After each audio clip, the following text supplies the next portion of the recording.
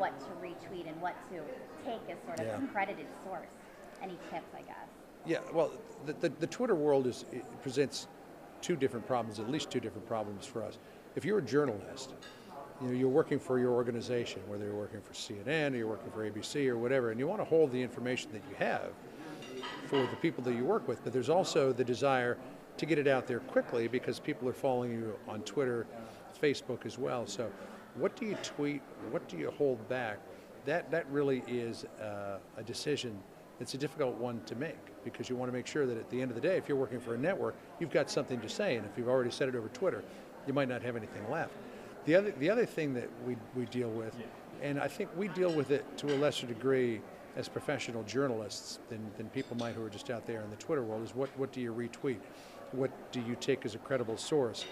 We tend to use our own sources, and so we're not really retweeting a lot.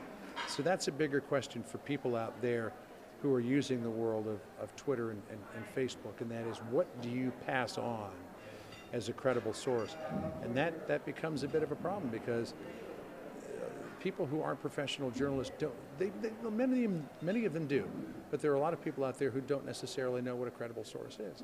And to some degree, maybe you're just repeating gossip. So that's something that we really have to watch for in the future, because there is something that may be specious that gets retweeted or put out there on Facebook, and by virtue of the viral nature of the internet, spreads across the country and maybe around the world before we know exactly what it is. Classic example of that is what happened to Shirley Sherrod when she gave that speech to the NAACP.